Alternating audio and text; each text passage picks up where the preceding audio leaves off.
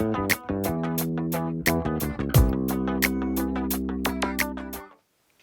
crafters, happy Tuesday. So today is the last Tuesday in January, so as I promised last week, we are going to be finishing up our Tunisian Crochet series and learn how to do some changing of colors in Tunisian Crochet. So we're going to get into that in a moment. I've got our little sample piece that we've been working on the last couple weeks, and I've got this other fun turquoise red heart color. But before we get into the tutorial, I just want to remind you that the t-shirt sale is going on right now. Don't forget to go check that out. There's t-shirts, there's long sleeve shirts, there's hoodies, there's even cute little mugs. The design, I'm absolutely in love with it. I think it's really cute and clever. You know, I'm a little biased, but you know, just gonna throw that out there. But anyways, here's some pictures of what it looks like. I love the design. I think it's so much fun.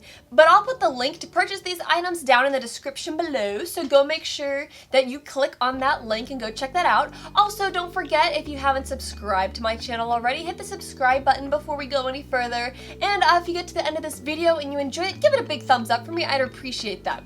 So enough talking, enough of that. Let's get into some color changing with Tunisian Crochet.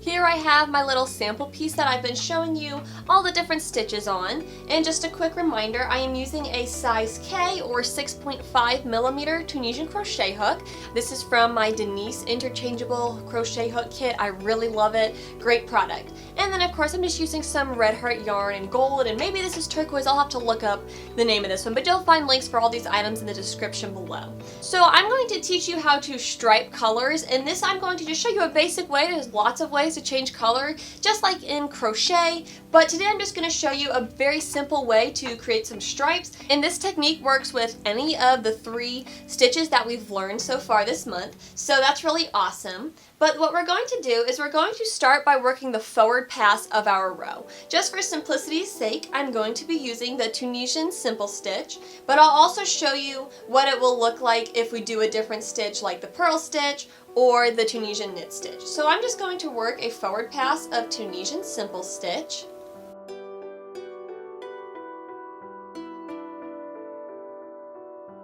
So here I am at the end of the row, just finished working my forward pass, and if I weren't going to be changing color, I would just keep going with this tail and I'd work the return pass back across. However, because I want to change color, I'm going to take my second color and create a slip knot in there. And if you don't know how to do a slip knot, you can go watch this video above that just shows some basic crochet techniques. And I'm going to take this little guy and size him down to be about the size of a loop that might be on my hook, and I'm going to stick it on my hook. Now what's really nice, because we're going to be doing the stripe where we're going to work a row of blue and then a row of yellow and then blue and yellow, I don't need to detach this yellow, which makes it so nice because I don't have to weave in a bunch of extra ends. This tail is going to get picked up in a couple rows, so we're just going to leave this tail here, and when it's time we'll catch this tail and start working with it. So we're going to leave both of these attached, and I'm going to count this loop that's on here with this blue kind of like my first yarn over. So normally when we work the return pass, I would yarn over with the yellow and pull it through just this loop. Instead, we're going to let the new color count as our yarn over, and I'm going to pull that slip knot through one loop, just like that. And now to finish the return pass, I'm going to yarn over, pull through 2, yarn over, pull through 2, and again, I'm working in my new color, just leaving the yellow behind. Yarn over, pull through 2, and I'm going to work a return pass just like normal all the way back across.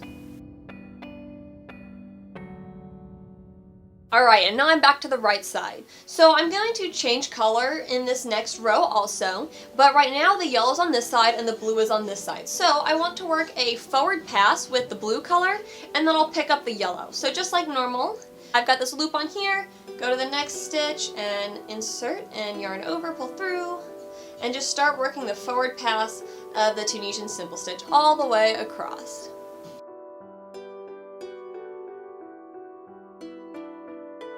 It can get a little confusing when there's 2 skeins of yarn attached, but it ends up working out okay as long as you don't let them get tangled up. Now when I go in this last stitch, I'm going to kind of go through this slip knot that I started the blue off with, and that's just going to help anchor it to the side of the work so it doesn't slide through. So as you can see, I'm going through the blue there and the yellow, and then I'm going to yarn over and pull through 1.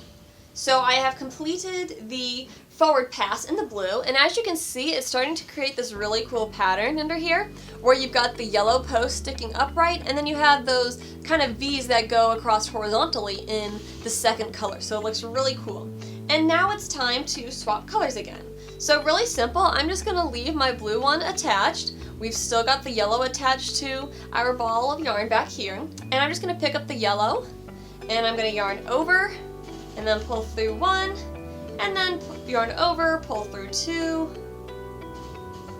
and just continue to work a return pass just like normal. Once I'm at this end, just like before we did with the blue, I'm going to work a forward pass of Tunisian simple stitch. And you can start to see the really cool pattern that kind of comes. It's almost this striping kind of interlocking effect. Now when I come down here, I want to make sure I come underneath this yellow tail that we just pulled up and also through the last blue post. That's just going to help my edges stay neater with this color change. So now it's time to swap color again, and we're going to work a return pass in the blue. Now what is important is it can be easy for these two balls of yarn to get really tangled up. So I'm going to just pick a rule and follow it. So the rule I'm going to use for this one for consistency's sake is the yellow stays in the front and the blue stays in the back. So whenever I go to pick up the blue, I'm going to pick it up and make sure it's behind the yellow. I don't want to pick up the blue in front of the yellow, because then as you can see, it's going to start getting those ends all tangled up, and I'll constantly have to be passing them back and forth over each other to untangle them. So my rule for this time is going to be that I keep the blue to the back and the yellow to the front, just because that kind of makes sense. Depending on how many skeins you're using and what kind of a pattern you're doing, you may want to swap whether you had the blue in the front or your first color in the front. It just kind of depends on what's going to keep it the least tangled. Either way, there's not quite a right or wrong way to pick it up. The ultimate goal is just to be consistent. So I'm picking up my blue from the back, and I'm just going to yarn over, pull through one, yarn over, pull through two, and just keeping working this return pass in the blue. Also, another thing I'll mention is it is important that you keep proper tension here at the end, because as you can see, this yellow isn't attached to anything yet, so I can pull a lot of slack up through there. So I just want to make sure that next time I go to pick up the yellow, I keep a proper amount of slack, that I don't pull it too tight and squish this side down, but that I also don't leave it super loose. So same with the blue. When I pick up the blue this time, I want to make sure that I left, a nice bit of slack from the side here. And I'm just going to keep repeating this process every time that I want to change color. Just work a return pass and then a forward pass, change color, return pass, forward pass, and just keep working up like that, and you can start to see this really cool pattern forming. Here you can see I've created a slightly different striping pattern, where down here we have this interlocking stripe. Up here we have more classic defined stripes, and the way I achieve that is pretty much the same thing we did down here. The only difference is instead of changing my yarn on the left hand side, I'm making my yarn change on the right hand side, and overall it's essentially the same process. The only difference is down here, because we changed yarn on the left hand side, we worked a return pass and then a forward pass, change color, return pass, forward pass, change color, return pass, forward pass, change color. The difference here is we work a forward pass, return pass, change color, forward pass, return pass, change color, and so on. So it's just a difference of whether we change color on the left hand side or change color on the right hand side. Now it's essentially the same process, but there's one tiny little difference, and that is when you work back across, when you get down to just 2 loops on the hook, you don't want to yarn over and pull through, because if you do that and then swap color, you'll end up where this first post is in the wrong color. So what you want to do instead to avoid this is you want to work in your color all the way until you get down to just 2 loops on the hook, and then that's where you make the color change on the right hand side. So to finish this row off, I'll yarn over in my new color and pull through. And then I'll just start working my simple stitch across.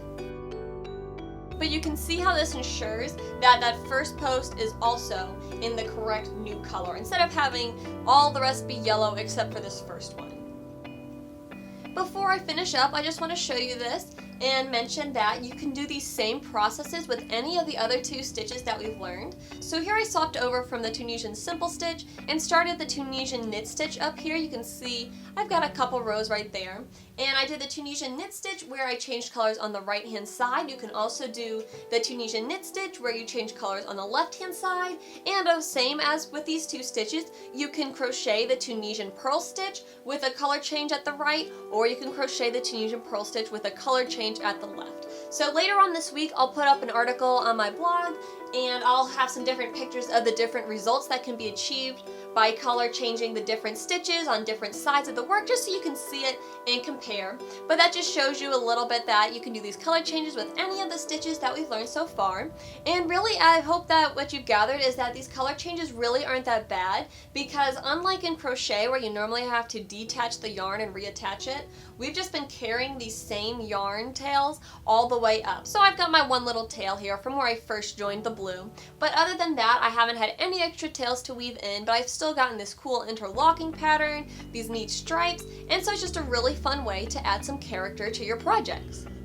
Well, there we go. Now we're at the end of the month and we are done with our 5 tutus on Tunisian crochet. So hopefully you've been able to practice and get better at these Tunisian crochet stitches, and perhaps you've even started a couple projects, which would be awesome. Maybe you've even completed something. I'd love to hear in the comments below what you plan to make with Tunisian crochet now that you have learned how to do these stitches. So definitely leave those comments below. I love hearing what you all are working on. And I'm gonna put one last plug in for the t-shirts. And just to clarify really quick, the sale is live until Thursday, February the 4th, 2018. It was a little confusing in my video because I said 6 days, but it was like sort of 6 days, but sort of 5. So just to clear up any confusion, there is a deadline. It is gonna shut down on Thursday. So make sure you get your shirts before the sale ends. Don't want you to miss out on them.